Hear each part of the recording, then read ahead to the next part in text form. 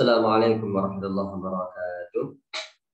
Para mahasiswa, pada pertemuan ke-9 ini kita akan membahas perihal fiqhul fani wa taswir, fikih menggambar. Silakan nanti untuk memperdalamnya membaca buku fikih arsitektur Islam. Pertama, kita akan membahas seputar pengertian. Apa sih term taswir atau menggambar dalam bahasa Arab atau bahasa aslinya sebelum kita masuk kepada pembahasan fikihnya. Pertama, arti dari kata taswir adalah sun'us surati, atau membuat gambar. Wasuratu syai'i ila akhirih, gambar sesuatu artinya adalah bentuk khusus sesuatu yang membedakannya dari bentuk yang lain. Mana pertama ini selaras dengan salah satu nama Allah, yaitu Al-Musawwir. Sebuah nama yang berarti Tuhan adalah zat yang membuat dan menyusun setiap bentuk ciptaannya berdasarkan kekhususan dan kekhasan masing-masing. Jadi sebuah gambar itu pasti akan memiliki ciri karakter yang spesifik yang membedakannya dengan bentuk yang lain. Kedua, kata at-taswir itu artinya juga zikrus sifat syai' atau menyebutkan karakter sesuatu dalam bentuk gambar. Jadi Anda berusaha untuk menyebutkan, menerangkan karakter-karakter A, B, mulai baik dari yang jelek dalam sebuah bentuk, itu namanya juga gambar. Nah, ini yang berlaku dalam bentuk kartun ya. Nah, nanti kita akan bahas fikih kartun dan fikih karikatur ya. Yang ketiga adalah sun'us suratil lati hiya timsalu syai'. Arti taswir artinya juga membuat gambar sesuatu yang meniru dan menyerupai bentuk aslinya. Baik gambar tersebut dalam bentuk fisik atau patung. Atau hanya sekedar non fisik atau dalam bentuk gambar saja, atau yang dalam istilah para ulama fikih familiar dengan gambar yang memiliki bayang-bayang atau patung, dan gambar yang tidak memiliki bayang-bayang atau hanya dalam bentuk gambar, sketsa, kartun, karikatur, lukisan. Nah, itu ghairu mujassimah atau ghairu zati silih. Maka selanjutnya adalah ada beberapa tema dalam bahasa Arab itu. Kemudian jika kita hubungkan dengan nanti tugas Anda sebagai seorang arsitek, ada beberapa aktivitas yang itu hukumnya sangat dekat dan mungkin sama dengan menggambar. Di antaranya adalah akan kita bacakan berdasarkan pembahasan seputar definisi term taswir.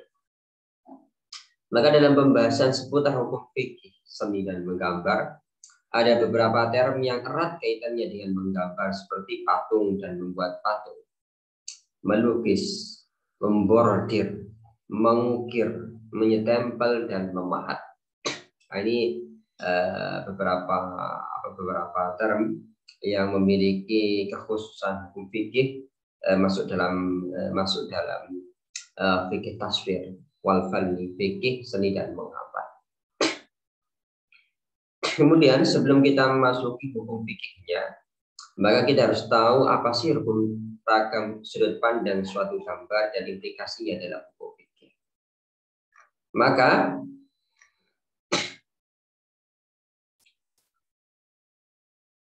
sebelum membahas perihal hukum fikih seputar gambar, maka harus diketahui terlebih dahulu dan diperjelas sudut pandang perihal gambar itu.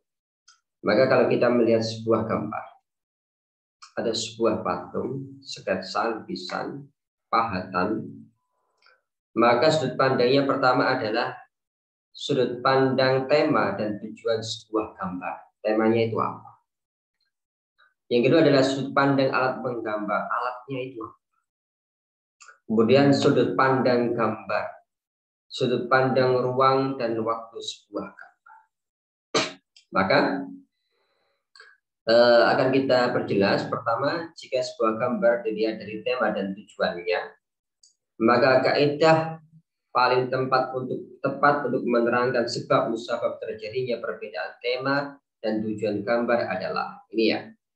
Jadi ragam macam tema hidup dan perbedaan cara berpikir yang melandasi konsep sebuah gambar. Jadi konsep atau tema gambar itu pasti akan berbeda dengan world view, cara hidup, cara berpikir orang yang membuatnya. Nah, seperti itu ya. Maka di antara ragam contoh gambar yang berdasarkan tema dan tujuan pembuatannya adalah gambar ilmiah. Jika yang menggambar adalah orang yang suka ilmu pengetahuan, ya ini gambar ilmu pengetahuan. Jika orang kedokteran, ya akan menggambar kedokteran. Jika dia teknik sipil, ya akan menggambar perkotaan.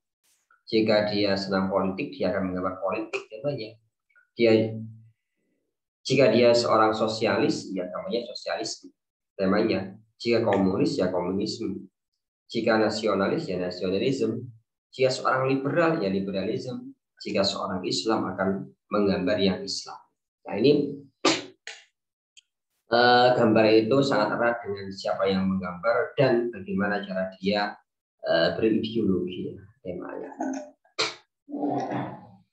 Maka selanjutnya adalah yang kedua, sudut pandang alat menggambar. Maka ada yang mulai gambar tangan, gambar fotografi, dan ada yang gambar digital. Yang ketiga adalah sudut pandang gambar. Nah, maka gambarnya, kalau tadi adalah temanya, yang kedua adalah alatnya, dan yang ketiga adalah gambar itu sendiri, bentuk dari gambar itu sendiri. Maka gambar itu ada yang punya bentuk dan bayang-bayang atau sebaliknya. Oke. Gambar yang punya bentuk fisik dan bayang-bayang seperti patung dan boneka mainan, baik dalam bentuk yang sempurna atau kurang.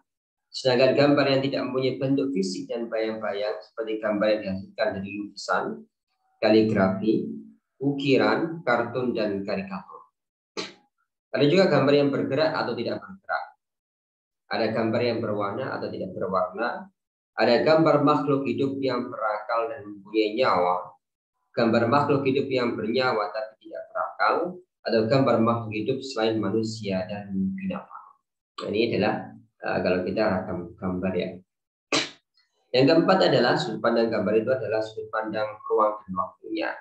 Maka ada gambar itu yang gambar yang klasik, ada gambar yang modern, ada abad pertengahan, ada abad megalithrium dan lain sebagainya.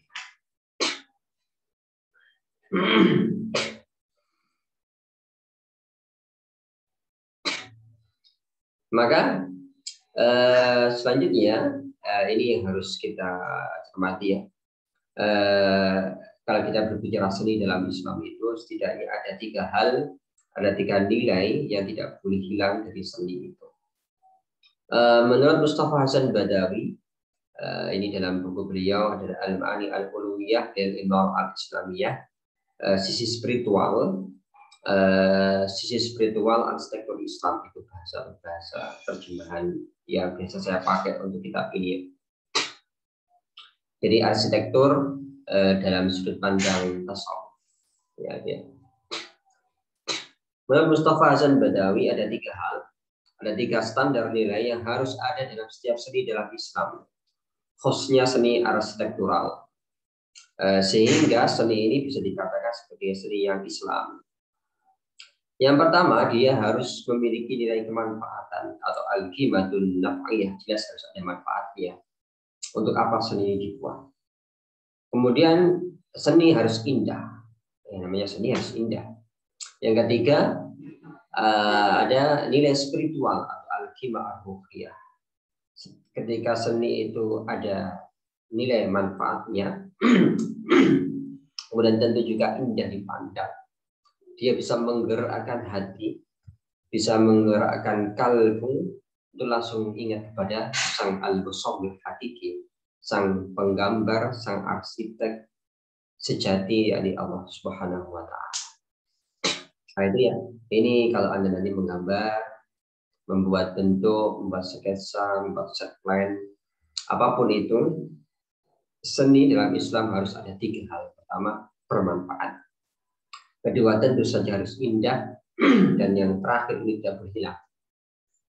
Dia tidak hanya bisa dinikmati secara materi, fisik, bentuk, tapi dia juga menyambungkan robitoh antara dunia dengan alam dunia dengan penciptanya, yang disebut dengan al-qimah ar-ruhiyah. Menurut ini Mustafa Hasan Badawi, ketiga nilai ini, nilai keindahan, nilai kemanfaatan, dan nilai spiritualitas ini dikembangkan dari Quran surah An-Nahl ayat 58. Nah, ini ya. Selanjutnya adalah yang E. Ini kita akan berbicara tentang fikih lintas mazhab, fikih pluralitas within the world. Kita akan berbicara fikih perbedaan sudut pandang para ulama perihal pengharaman beberapa gambar ya. Apa sih alasan gambar ini diharamkan? Apa sih gambar ini dimubahkan? Apa sih gambar ini dimakruhkan? Kenapa sih gambar ini disunahkan? Alasan-alasannya itu kita akan mempelajarinya. Artinya kalau ada salah satu ulama memakai satu pendapat, maka pendapat ulama yang lain bisa berbeda dengan dia. Jika ada ulama memilih B, ulama yang lain boleh sah memilih A, memilih C, memilih D. Karena nanti perbedaan sudut pandang perihal sebab keharaman menggambar, kenapa sih gambar ini haram, itu setidaknya ada 4 sudut pandang. Yang ulama memilih sudut pandang yang pertama, maka tentu saja dia ulama yang kedua, ketiga, keempat, yang B, C, D memperbolehkannya. Contohnya kita akan lihat ya. Dalam madzhab fikih, para ulama fikih berbeda pendapat perihal alasan atau ilat pengharaman suatu gambar. Mulai karena menyerupai ciptaan Allah, menjadi wasilah pengagungan dan penyembahan selain Allah, menyerupai perilaku orang-orang yang menyebutkan Allah, atau keengganan malaikat memasuki rumah yang ada gambarnya. Nah, maka jadi ini ya, jadi pertama haram itu pertama karena menyerupai ciptaan Allah. Tentu saja ulama yang memilih pendapat ini dia tidak memakai pendapat yang at-ta'dim, at-tasyabuh, dan al-imtina. Pendapat yang mengharamkan gambar karena menjadi wasilah pengagungan kepada selain Allah, tentu saja dia tidak menggunakan pendapat al-mudahatu, at-tasyabuh, dan al-imtina. Sebagaimana ulama yang memilih pendapat at-tasyabuh, dia tidak memakai pendapat yang al-mudaha, at-ta'dim, dan al-imtina. Dan ulama yang memakai pendapat suatu gambar itu diharamkan, mungkin karena temanya, mungkin karena alatnya, mungkin karena bentuk gambar itu sendiri. Maka yang memiliki keempat ini dia tidak menggunakan pendapat yang ketiga, kedua, dan yang pertama. Nah, ini dalil-dalilnya. Di antara dalil yang menjadi dasar para ulama mengharamkan gambar menggunakan ilat menyerupai ciptaan Allah adalah ini. Ya Aisyah, asyadun nas, wahai Aisyah, manusia yang paling berat siksanya di hari kiamat adalah orang-orang yang menyerupai ciptaan itu.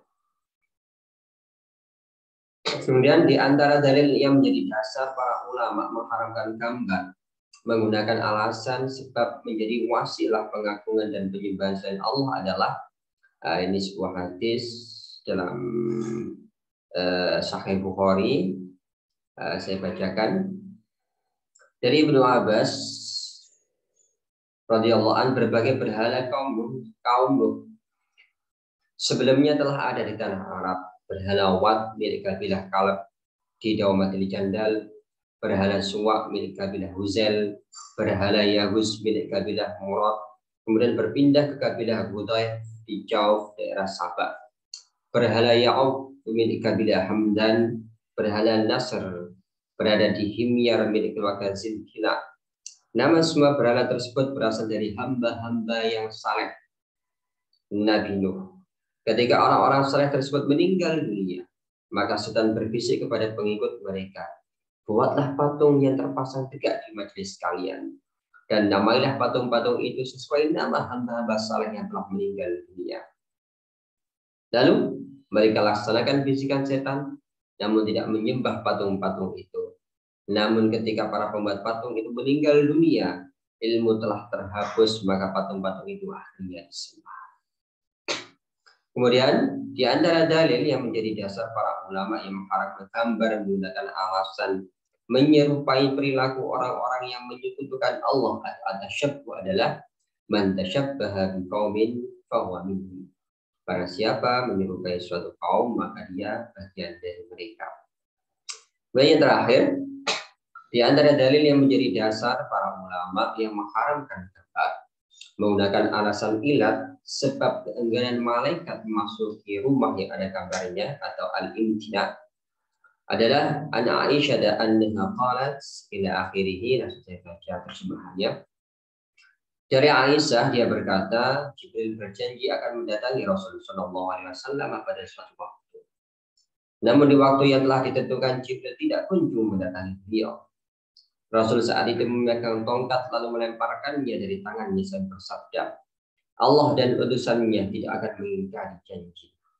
Kemudian beliau menoleh, saat itu juga beliau melihat anak anjing di bawah tempat tidur. Rasul bertanya, wahai Aisyah, kapan anjing ini masuk ke sini? Aisyah menjawab, demi Allah, saya tidak tahu. Lalu Rasul memerintahkan untuk mengeluarkan anak anjing tadi. Kemudian Jibril datang. Rasulullah SAW bersabda, kamu janji padaku, aku menunggumu, namun kamu tidak kunjung datang. Lalu maka Jibril berkata, anjing kecil di dalam rumahmu mencegah aku, karena kami tidak akan masuk rumah yang di dalamnya ada anjing dan kambing.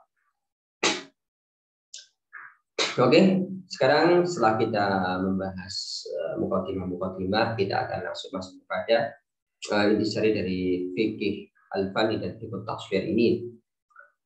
Kita akan berbincang berbagai fatwa para ulama dan perbedaan para ulama. Anda boleh memilih kelompok yang pertama, kelompok yang kedua, kelompok yang setuju, kelompok yang tidak setuju, kelompok yang mengharamkan atau tidak mengharamkan. Anda boleh memilihnya. Karena hakikatnya semuanya adalah masih dalam jalur ijtihad yang diperbolehkan, dibenarkan, dan kita dibolehkan untuk mengambil salah satu pendapat walaupun berbeda. Oke. Dalam pembahasan ini akan dibahas seputar hukum menggambar karya cipta manusia, benda mati, pohon, bunga, binatang, dan manusia, fotografi, hukum membuat karikatur, dan hukum gambar imajiner. Oke, pembahasan pertama adalah bagaimana sih hukum menggambar karya cipta manusia, seperti perahu, mobil, rumah, masjid, dan sesamanya. Sebab ketika manusia diperbolehkan membuat beberapa contoh yang sudah tersebut, kita boleh membuat rumah, boleh membuat masjid, boleh membuat kapal, boleh membuat perahu, boleh membuat maka mereka juga diperbolehkan menggambarnya. Dan kita diizinkan oleh syariat, oleh fikih, untuk membuat sesuatu dalam bentuk materialnya, dalam bentuk fisiknya, maka kita pun diperbolehkan menggambarnya. Hukum kebolehan ini, hukum kebolehan menggambar setiap hasil cipta karya manusia ini selaras dengan kaidah fikih ar-ridha bisyai' ridha bima yatawalladu minhu. Rela perihal sesuatu maka juga rela pada setiap perkara yang telah darinya. Yang kedua adalah hukum menggambar benda mati atau tasvirul jamadatin. Para ulama fikih bermufakat perihal kebolehan hukum menggambar benda mati seperti laut, sah, gunung, matahari, bulan, bintang, air, dan sesamanya. Sebagaimana para ulama fikih berfatwa perihal keharaman menggambar api atau matahari untuk para penyembah matahari atau penyembah api. Nah, ya. Ini sesuai dengan kaidah fikih il-wasail hukmul maqasid. Hukum berbagai pelantara adalah sama seperti hukum tujuan dari pelantara tersebut. Maka ketika Anda nanti diminta untuk membuat gambar matahari, api, kemudian pohon, kemudian gambar apapun, tapi Anda tahu bahwasanya yang saat itu adalah tujuan untuk disembah, maka Anda haram untuk menggambarnya. Ketiga, hukum menggambar pohon dan bunga. Pohon dan bunga. Mayoritas ulama fikih lintas madhab ya. Jadi kalau dalam buku dalam fikih arsitektur itu ada 7 madhab yang biasa saya pakai ya. Mulai Hanafi, Maliki, Syafi'i, Hambali, Abu Thawib, Qadhali, Ibnu Azm, Auza'i, Nakha'i, kemudian Ibadi. Nah itu yang biasa saya pakai di fikih arsitektur untuk membuka keluasan sudut pandang para ulama agar berpikir lebih lentur. Okay. Mayoritas ulama fikih lintas madhab memperbolehkan menggambar tumbuh-tumbuhan, ya, mengecualikan Imam Mujahid bin Jabir yang mengharamkan menggambar pohon yang sedang berbuah, sebagaimana dalam salah satu madhab Imam Ahmad bin Hanbal disebutkan perihal kemakruhan menggambar tumbuh-tumbuhan dan bunga-bungaan. Oke, mayoritas memperbolehkan, tapi ada satu ulama, yakni Mujahid bin Jabir mengharamkan, dan menurut qaul madhab Imam Ahmad bin Hanbal memakruhkan. Ada jadi 90%, 98% ulama lintas madhab memperbolehkan, tapi ada beberapa yang mengharamkan. Anda boleh pilih, ada yang memperbolehkan, yaitu mayoritas ulama, atau mengharamkan. Nah, jadi Anda boleh memilih, dan pilihan Anda itu disilahkan antara yang melarang atau yang memperbolehkan.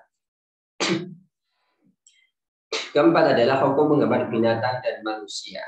Nah, ini yang sering kita pakai ya. Bagaimana hukum menggambar binatang dan manusia? Dalam fikih Islam ada 3 pendapat perihal hukum menggambar, apalagi membuat patung setiap makhluk hidup yang bernyawa seperti manusia dan binatang. Jadi Anda boleh memilih pendapat yang pertama, pendapat yang kedua, dan pendapat yang ketiga, dan semuanya adalah Islam, seni yang Islam. Karena ini adalah perbedaan ulama Islam yang bersumber dari Quran dan hadis, tapi mereka berbeda dalam memahami Quran dan hadisnya. Karena metodologi yang berbeda, maka produknya pun berbeda.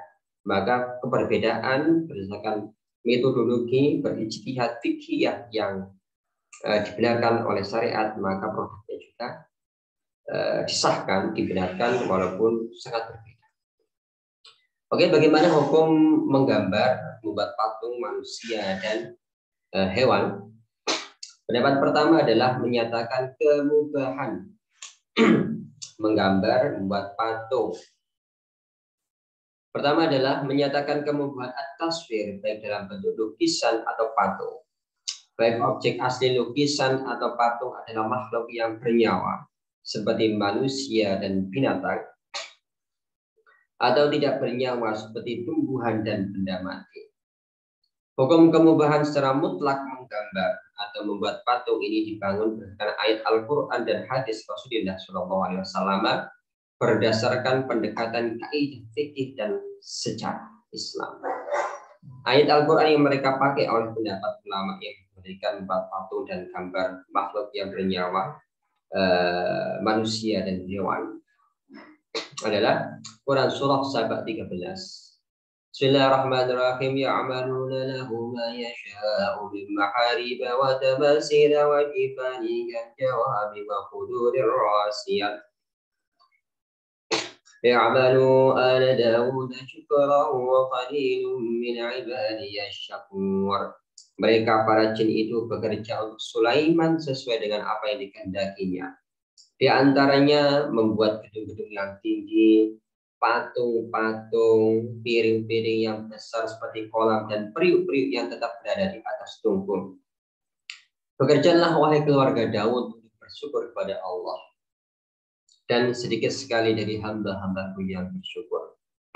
Maka menurut pendapat para ulama yang berpegang pada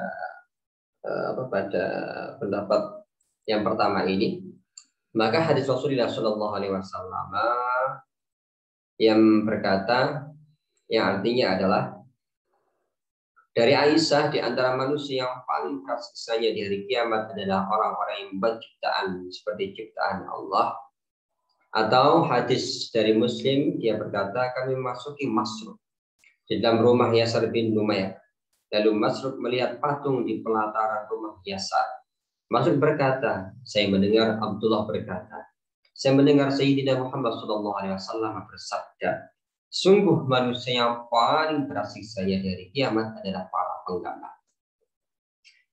Menurut para penganut pendapat kebolehan menggambar dan membuat patung dengan syarat tidak untuk disembah, maka kedua hadis di atas tidak bisa dipahami secara tekstual. Ini yang harus Anda pahami. Sebab dalam syariat Islam, dosa syirik, membunuh, berzina tentu lebih besar dari menggambar dan membuat patung manusia atau hewan.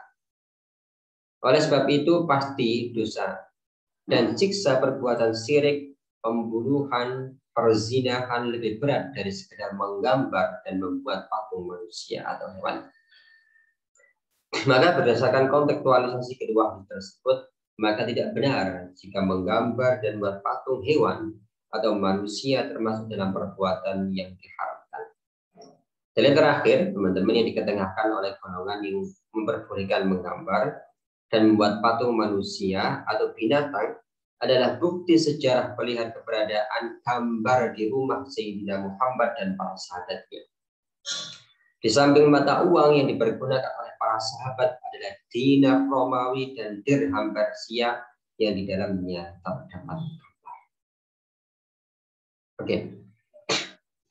Selanjutnya, di antara ulama kontemporer yang mengamini bahkan menyuarakan dengan lantang kebolehan menggambar dan membuat patung makhluk hidup adalah Muhammad Rashid Ridho.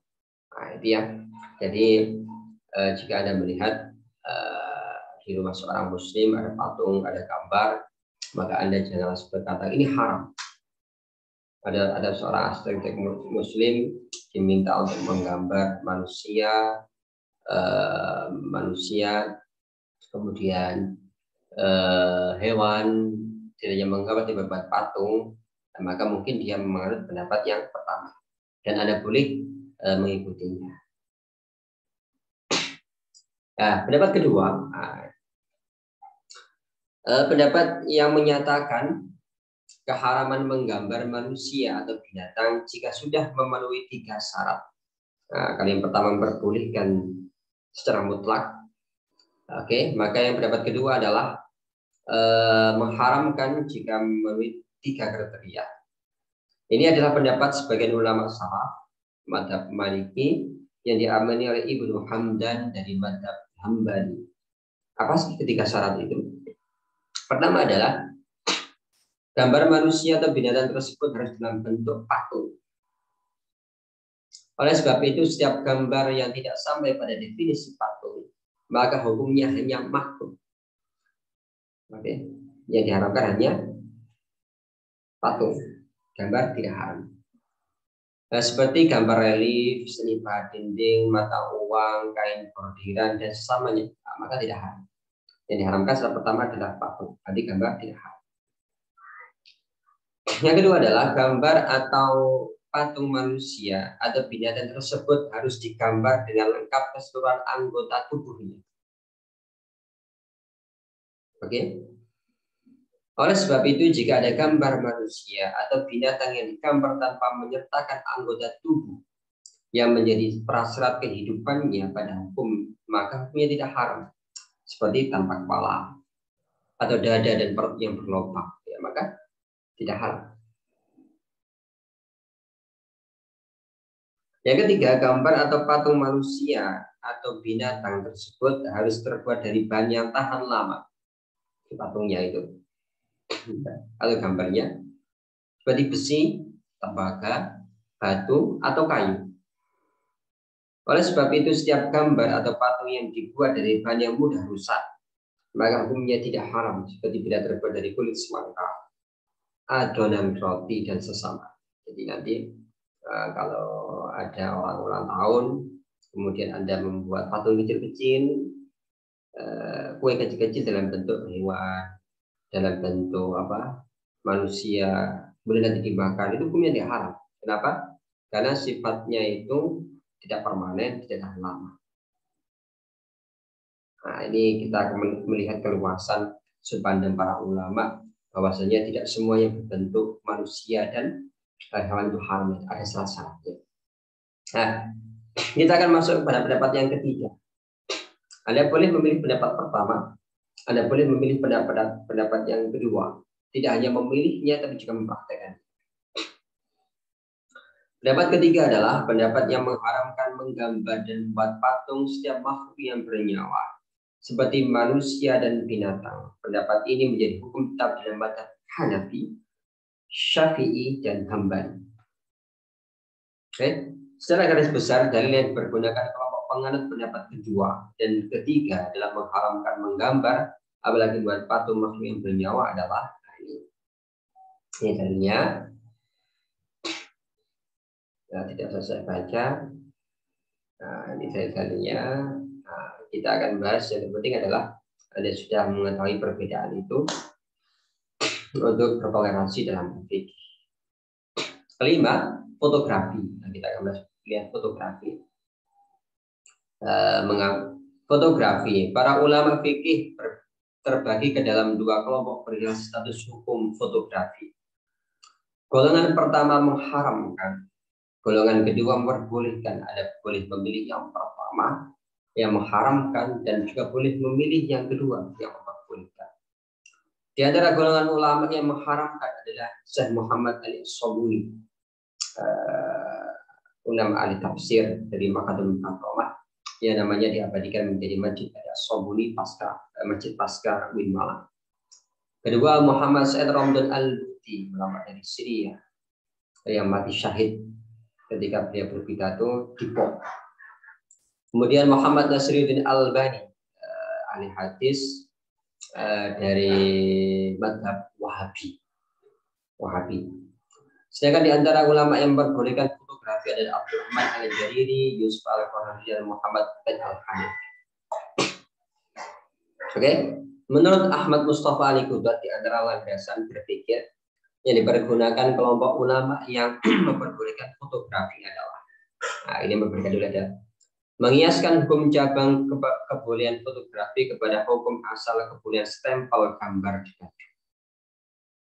Kedua, metode pengambilan gambar melalui fotografi tidak bisa dihukumi haram, sebagaimana keharaman seni gambar yang dilarang dalam setiap hadis Rasul. Sebab seni gambar yang dilarang pada zaman Rasul menggunakan media tangan, sedangkan fotografi menggunakan penangkapan cahaya. Artinya keduanya tidak sama. Ketiga, keharaman menggambar adalah sebab membuat sesuatu yang sama dengan ciptaan Allah dan tujuannya untuk mengagungkan kemudian disembah.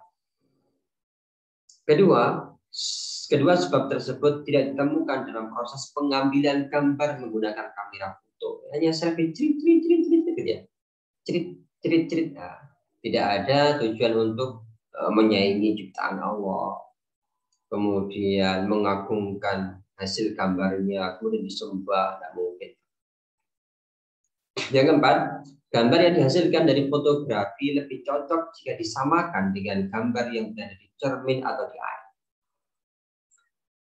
Nah, sedangkan di antara alasan yang disampaikan oleh para ulama yang mengharamkan fotografi adalah fotografi tetap masuk dalam ragam kategori pengambilan suatu gambar, walaupun tekniknya yang berbeda dengan pengambilan gambar di era Rasul. Oleh sebab itu, yang dilihat adalah hakikat fotografinya, bukan aktivitas pengambilannya dan alat yang digunakan. Kemudian, kedua, penyembahan kepada selain Allah yang terjadi di umat terdahulu adalah melalui jalur gambar dan patung. Oleh sebab itu, keharaman fotografi bukan pada alatnya, tapi pada produk gambar yang dihasilkannya. Anda pilih yang mana? Yang mengharamkan atau memperbolehkan? Ya, saya kira fikih arsitektur itu dalam seni menggambar itu paling cocok dengan yang memperbolehkan. Yang memperbolehkan. Tapi Anda boleh memilih yang mengharamkan, boleh memilih yang memperbolehkan, boleh. Keduanya boleh Anda pilih. Punya dalil yang dibenarkan masing-masing. Selanjutnya adalah karikatur. Secara fikih, hukum asli perbuatan karikatur. Pembuatan karikatur adalah diperbolehkan. Sebab dikiaskan dengan kebolehan stempel di baju yang sama sekali tidak ada unsur menyuai ciptaan Allah, kemudian dimuliakan dan disembah. Namun jika pembuatan karikatur itu dengan tujuan menghina orang lain atau mempopulerkan sesuatu yang sebenarnya tidak dimiliki orang tersebut, maka hukum karikatur seperti ini adalah haram. Sebab perilaku merendahkan orang lain adalah perilaku yang sangat dilarang dalam Islam, sebagaimana Quran surah Al-Hujurat ayat 11. Yang ketujuh adalah hukum menggambar, gambar atau membuat patung manusia imajiner atau bentuk yang hanya ada dalam alam imajinasi, bukan dalam alam realita. Maka perihal gambar imajiner manusia dan hewan dalam mazhab Syafi'i terdapat dua pendapat, seperti gambar manusia dengan dua sayap atau kerbau berpalato layaknya burung. Pendapat jumhur Syafi'i yang mengharamkan, sedangkan statement Ibnu Mukri mengindikasikan kebolehan. Nah, ini agar kita mengetahui sisi ini nggak Islami, ini Islami, ya, ini kita luas secara berpikirnya. Anda boleh memilihnya. Oke, yang selanjutnya adalah ini pembahasan yang terakhir, teman-teman. Hukum menyimpan dan memanfaatkan gambar selain tempat ibadah. Pertama adalah hukum menyimpan dan menjadikan gambar atau patung selain binatang dan manusia sebagai hiasan rumah. Selain patung dan gambar manusia atau hewan. Hukum asli menyimpan dan menjadikan gambar atau patung selain manusia dan binatang seperti gambar benda mati, pepohonan, pemandangan alam semesta, ini adalah mubah atau boleh. Oke, boleh. Yang kedua, hukum menyimpan dan menjadikan gambar manusia dan binatang sebagai hiasan rumah. Kalender, foto, ya. Seluruh ulama fikih lintas mazhab sepakat perihal keharaman memanfaatkan gambar, apalagi patung yang sebagai sesembahan. Kalau disembah itu haram, semuanya mufakat. Kalau hanya sebagai hiasan dan tidak disembah, maka para ulama berbeda pendapat. Ada yang membolehkan secara mutlak, ada yang mengharamkan secara mutlak, ada yang memperbolehkan dengan syarat. Lihat. Ada pun ragam pemanfaatan selain motif penyembahan dan kesyirikan, maka para ulama fikih masih berbeda pendapat perihal kebolehan atau keharamannya. Hanya saja ada 5 kriteria yang hampir menjadi kesepakatan para ahli fikih perihal sebab keharaman pemanfaatan gambar manusia atau hewan.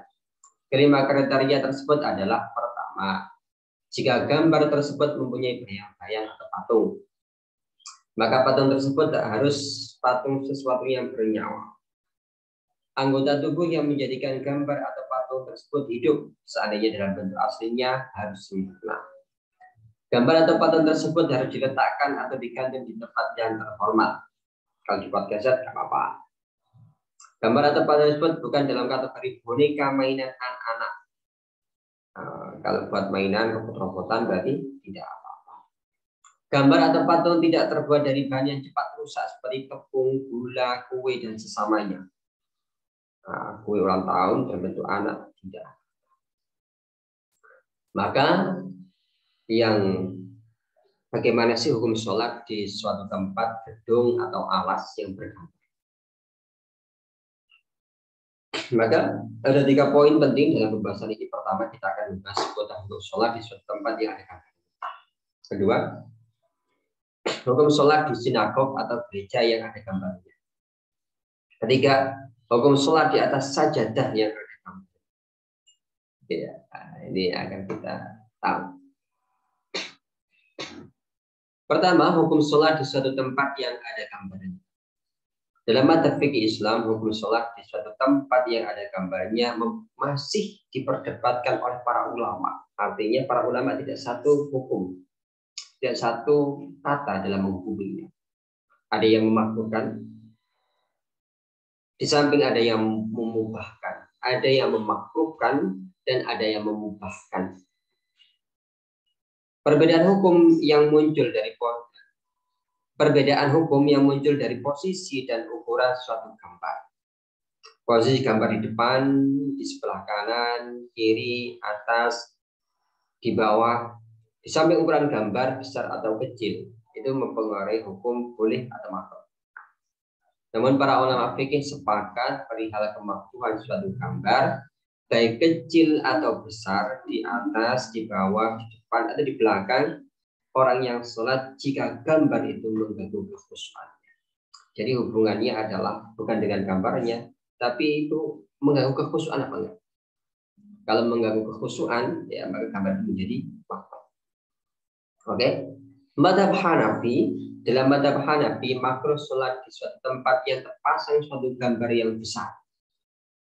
Jadi ada ukurannya. Kalau kecil nggak makruh. Baik gambar itu di depan, di atas, sebelah kanan, sebelah kiri orang yang sholat. Nah, ukuran suatu gambar dinyatakan sebagai gambar yang besar adalah apabila gambar itu bisa dilihat dengan mudah oleh indera yang normal. Maka tidak makruh jika gambar yang terpasang itu kecil. Gambar makhluk yang tidak bernyawa, ya, berada di bawah atau di belakang orang yang sholat. Nah, ini menghilangkan kemakruhan. Ini kalau dalam mazhab Hanafi. Kalau mazhab Maliki dan mazhab Syafi'i, dalam kedua mazhab ini hukum sholat menghadap gambar hewan atau lainnya, menjadi makruh jika berpengaruh pada kekhusyukan orang yang sholat. Artinya, jika ada orang sholat menghadap suatu gambar, namun tetap bisa khusyuk, maka hukumnya ya tidak makruh. Namun menurut mazhab Maliki, jika yang berada di depan orang sholat adalah patung, maka hukumnya tetap makruh. Ya.